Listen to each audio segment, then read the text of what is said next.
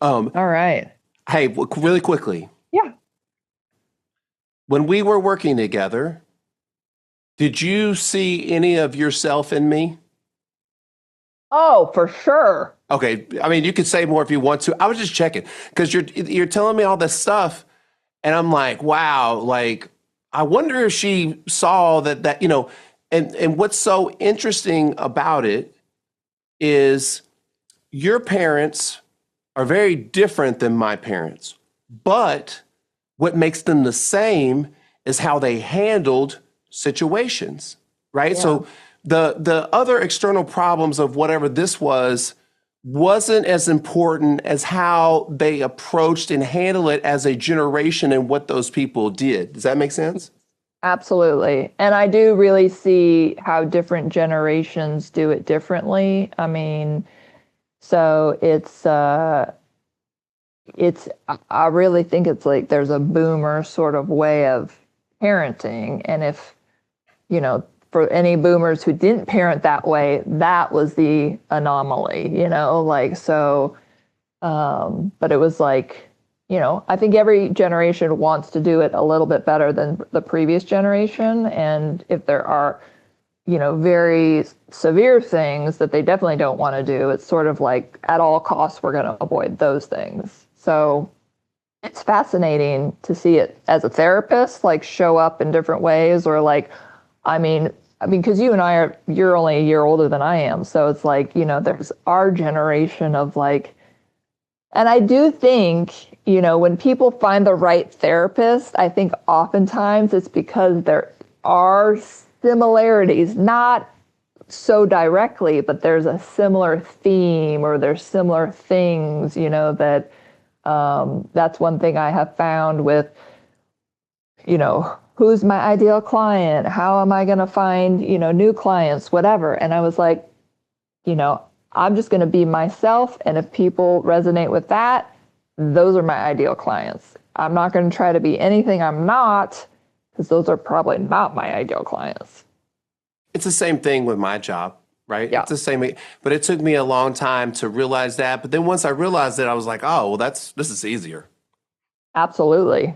Absolutely. And, I mean, people will find that there are people wherever they are. That's So right.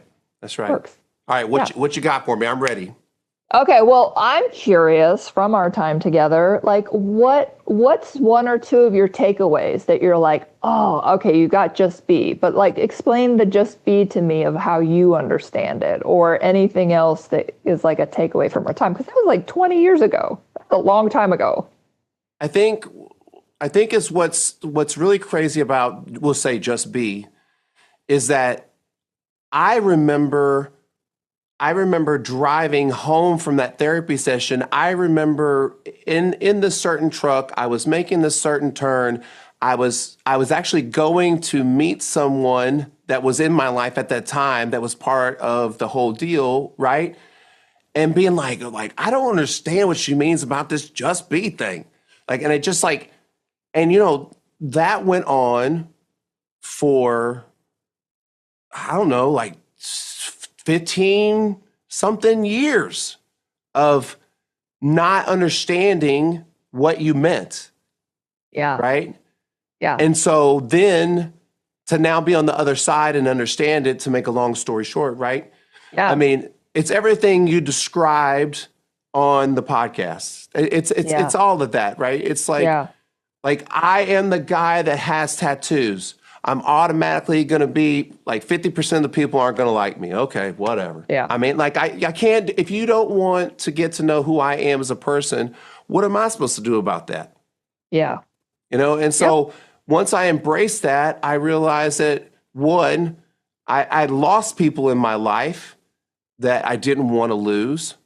But at the same time, they have choices too. And yes, that sucked. And I realized that, I wasn't showing up as my best self to make the right type of friends for me. Maybe I was chasing to impress friends versus have them really be my friends. And the reason they fell off is because I wasn't chasing them anymore. And the people that stick to me are the people that equally want to spend the time with me. And that, but I, what really did it for me with like my like punch in the face was me getting divorced and realizing that you know, sometimes like you can want to control and you can plan it all out and overthink it and all that kind of jazz, and life will just go, well, you know, too bad. You know what I mean? There's Yeah. going to be another direction. What are you going to do? How are you going to choose to do that? And so I try to show up every day as the best version of myself so I can maximize that day, if that makes sense, you know? Yes. Yes. How would you define just be? Like just for me personally, Or like if you had to say, if you were trying to describe it to somebody else, like if you, what is this just be? What do you mean by oh, this? like how I didn't get it for like 15 years. Yeah, yeah, yeah. I'm always showing up as my best person, right? And for many reasons, that might fall short because I don't have enough or the person, you know, whatever. And I have to be cool with that at all times. You know what I mean? If I have a weird alter interaction with somebody, like random or something like that, I can't put too much time in it. Like, why? I mean, I wasn't, you know, I wasn't trying to do this. You know, you accidentally cut somebody off in traffic. You know what I mean? Like, Yeah. I'm not. I mean, they like they're all mad. You're like, I'm Right. not trying. I didn't try to cut you off. You know, if you Right. did, that's Right. another thing, Right. right? Right. Right. Yeah. But I'm not trying to be that person. So let me just be this best person I can be. But I have to be honest with myself the way I'm showing up. Mm-hmm. So you know, to just be, you know, okay with myself, I have to go. Are you being your best self? Because if you're not showing up to be your best self, then you're cutting yourself short and you're cutting everybody else short. And that's not going to feel like something you can sustain. It's going to feel all inauthentic to me, if that makes sense. Yeah. Yeah. Did I use the languaging best adult self with you? Do you Oh, for remember that sure. language? Yeah, for sure. Because me and, you know, I had friends that also had seen you. Oh, okay. Okay. And we would say to each other, "You're not being your best adult self right now." Yeah, Oh my God. The best yeah. adult self club. Yeah. Okay. That's very cool. Okay. So I'm going to take it a layer deeper. Okay. So on stuff I read about you online and your business and stuff, there was stuff about metaphysical, the metaphysical. Yeah. Okay. So if you had to take the just be stuff to a soul place or a metaphysical place, could you do that? How would you describe that? Because you're talking very humanistically, very like on planet Earth, this is what humans do, and I'm going to be my best self showing up as my human. But from a metaphysical place, is that something that you've considered or thought of? Oh, yeah. Like, well, maybe this will answer it. You know, you can call it God or we'll call it the universe. I don't care whatever you want to Sure. call it. Sure, sure, Right. sure. And you're part of that, right? And in my mind, it's like I show up to serve with purpose Yeah. for myself, for other people, and stuff like that. And so the beauty of it is like a lot of that I get to choose, you know what I mean? By the words that I say, the art that I create, the music that you make, the interpersonal relationships you have with people. I get to harness that and give that to other people. I get that to come through me, Yeah. right? And that only comes with me being aligned with it. And so that's my job. You know what I mean? To connect to the purpose of what's bigger than me. And I think Yes. that's a big responsibility. And it's hard to tangibly put your hands on and what it feels like. But you know what it feels like when it happens. Because I feel like it Yes. happens across, you know, I don't know. Maybe this is a little, you know, somebody gives you a compliment or someone notices something you're wearing that you have like great pride in. You know what I mean? Yes. And it gives Yes. you that little spark and connection. And the bad part about it is we don't give those enough to people that Yeah. they feel like that they're going to have enough that they could give it to somebody else. They're like, I have Yes. a limited supply of sparks. I can't give you one of mine. And it's because we don't Yes. give it out to people enough. So when I walk out of this room, I'm giving out sparks all day long, like a strip Yes. club and $100 bills all day long. Wow. Big baller. Okay. Because when I'm in here, I love what you said on the podcast where you said, man, I'm just really liking being alone. Me too. You know what I Yeah. mean? Because when I'm alone, I get to make all the decisions about what I do. I can do something, I can do nothing. It doesn't matter because nobody's dependent on me, nobody's expecting me. You know, that is like my time. So that when I do have to share my time with someone else, I can show up like this. I can show up for them and for me and for us. You know, and Yes. that grew a lot through my daughter too. You know what I mean? Yeah. And I think the cool part about having kids, other than all the other stuff, is, I mean, well, one, they'll make you humble as shit, and two, if you really listen to them, they they have a way to connect you to something that's bigger than us, and that's a gift that they give you. But most parents are busy in their own baloney and pushing it down. Yep. Anyways, Yeah. Yeah. I was trying to think of other things that like you taught me. You're like, well, what else? Oh What yeah, else yeah, did you? yeah. What else? I mean, you really you taught me so much, but like it just wasn't. You never saw the results of your seeds. Yep. You know what I mean? I And never. that's I often don't.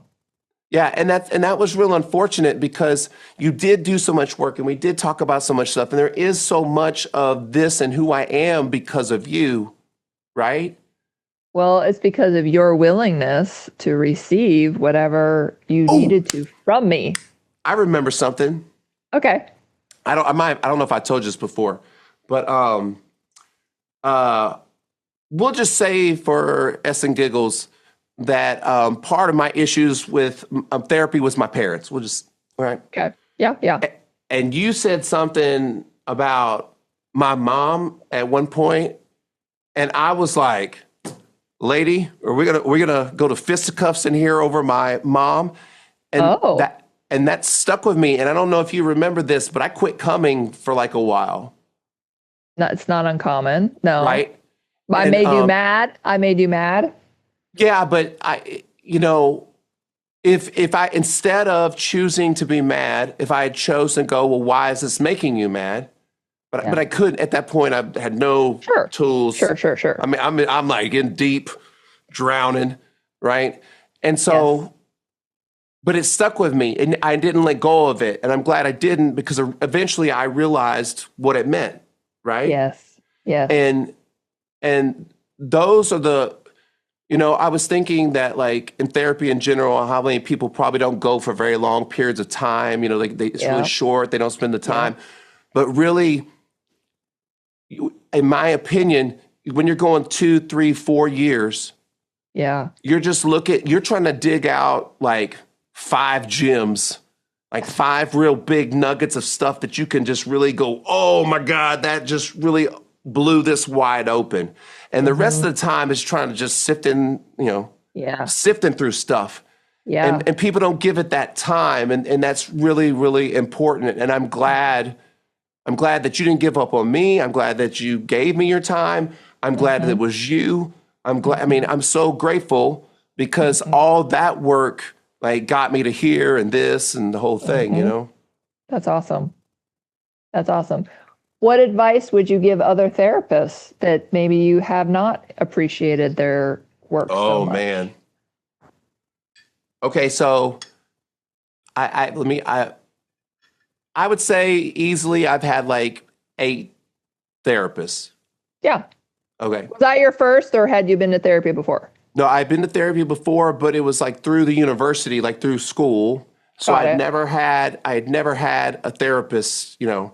And I don't know Yeah. if you remember, but originally I came with a girl, Yes, I do remember that. and then she told me I needed it more than she did, and she quit. And so then I Yeah. stayed, which Yes. is also like the best gift she ever gave me. Yeah. And also very common. Like partners can drop off their other partner to the therapist to say, okay, I'm done handling this. You take over.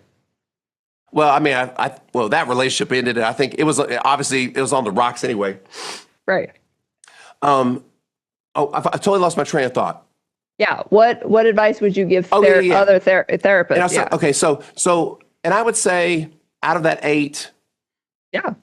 I've had probably like 3 pretty solid ones. And you being one of them. You being number 1. Let's just we'll just put it right there. Okay. Yeah. Yeah. Sure. And, and maybe it's just because of the impact it had, but Sure. it was super impactful, so I'm not going to argue Yes. it, Right. And I think probably the difference between really being a good therapist and not being a good therapist is how you show up, Mm-hmm.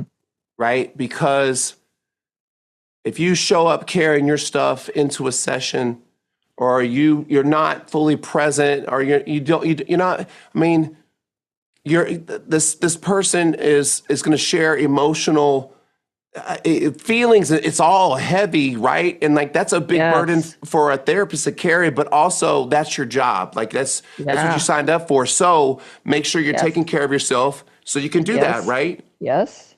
And I think that's the difference between, because. I had therapists. I got no-showed by therapists. I've had therapists. Yeah, I know. I'm crazy, right? Yeah. Oh my gosh. Therapists be late. Mix up the schedule, double book. So you could go. Hey, just don't do any of that stuff too. Yeah, you know what I mean? basic stuff. Yeah. But that's basic stuff, right? Have respect for the people that are paying for your time, right? But ultimately. Absolutely. Then when you show up, make sure. I had this therapist one time, and she'd only do 2-hour sessions. We had to do 2 hours. Oh my gosh. She's still a great therapist, by the way. I would still go back to her, even with what I'm going to say next. Okay. She would spend probably the first 30 to 45 minutes telling me how much she hated that her ex-husband hated Trump. And I was just I mean, and great. you were paying for that? You were paying for that? No. Because the other hour and a half was really great. Yeah. And so, but also don't bring your stuff to the table kind of thing. Right. Absolutely. Well, I mean, I would go as far, for me at least, as I almost feel like it's a spiritual practice. Being a therapist and being present with a client, for me, is very much a spiritual practice of receiving this sacred information, if you will, and being trusted with this, and I think that's where, at the Mindfulness Center, my practice is the therapists who've been with me have been with me a very long time, because we are honoring that piece of things, I also think, that's a lot of our relationships, right? True. You know what I'm saying? It's a big part of my job. It's also a big part of what I do with family and friends and things like that, you know? Yes, parenting. So it's more about how we show up. I mean, who we are and how we show up. And not everybody does that. Well, look, you're the star of your show, right? True. And now you're still a character. But how are you going to show up in your movie of life? How do you would you want this to be like a sad drama? You want it to be a comedy? How are you going to show up? Because if you don't show up that way, you're expecting life just to give it to you, and that's not how the exchange of this energy thing goes. You know what I mean? Exactly. I love that. You got any more? You got one that you want me to ask you? I feel like you have one that you might really want me to ask you, or you were really hoping we would talk about that we didn't touch on.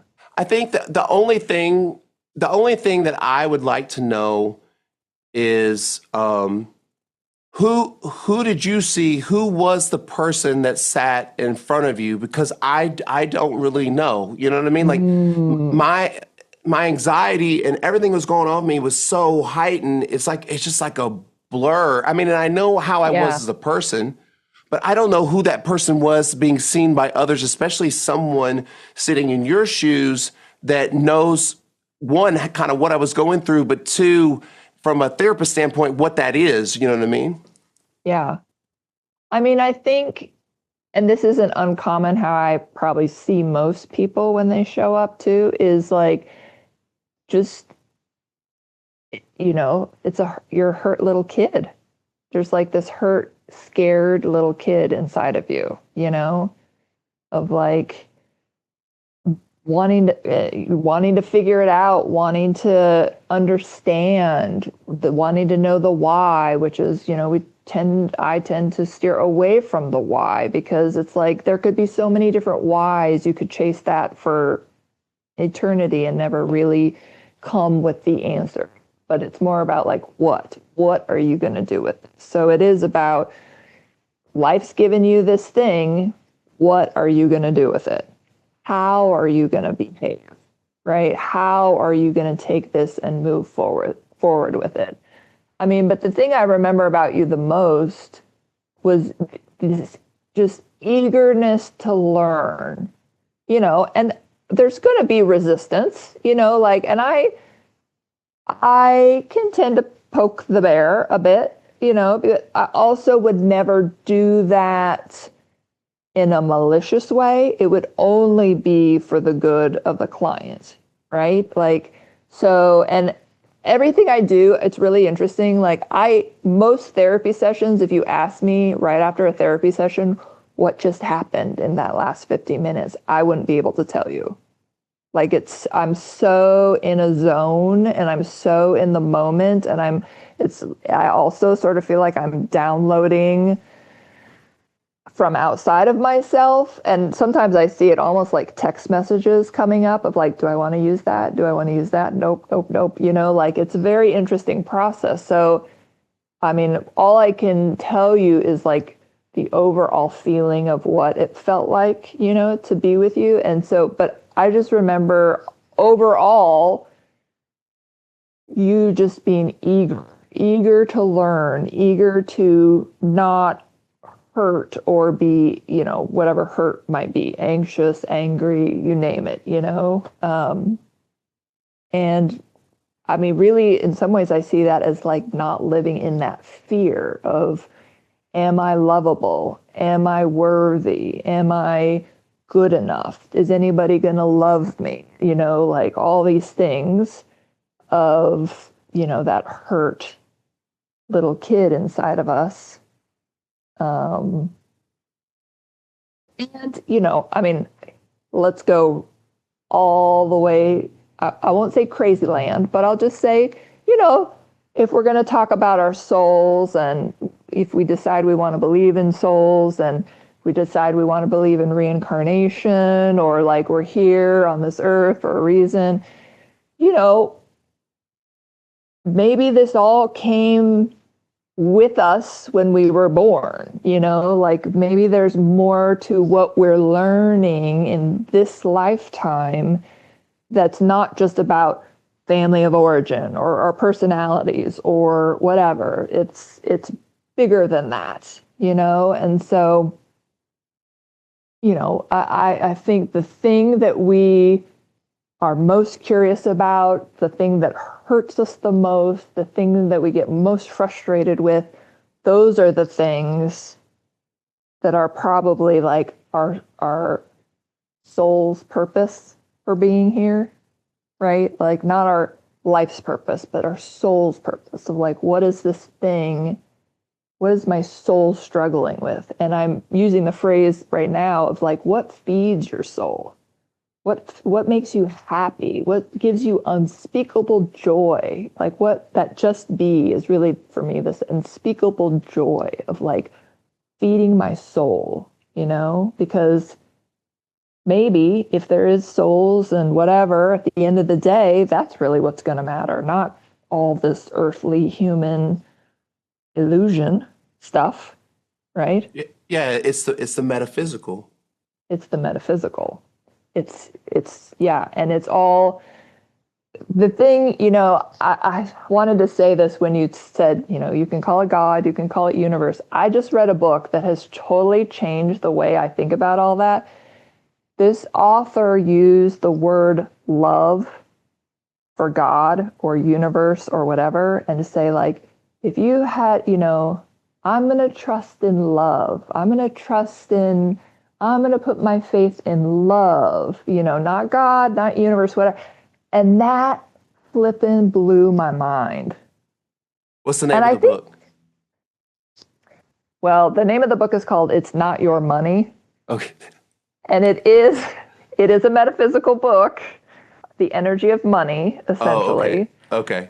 But she's great. It was a great read, very interesting, but from a spiritual space, she used the term love, and that just has done wonders for. That's So amazing. yeah, yeah. So I I loved this conversation, and I loved going to the depths that we were able to go. And I would imagine you and I, or you and anyone, could go deeper in that conversation of, you know, true meaning of why we're here and why we're doing what we're doing.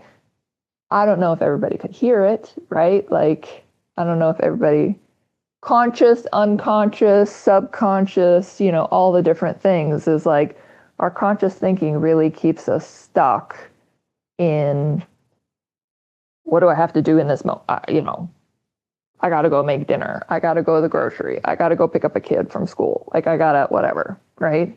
Yeah. It's kind of the deeper layers of, no, I get to. You said something in one of your podcasts I listened to, is like, oh, I get to spend time with my kiddo. I get to, get up with you in the middle of the night when you're, whatever, like, it's not like, oh, I have to do this thing, it's like, it's a spiritual practice being a parent, right? So anyway, that's kind of where I reside most of the time.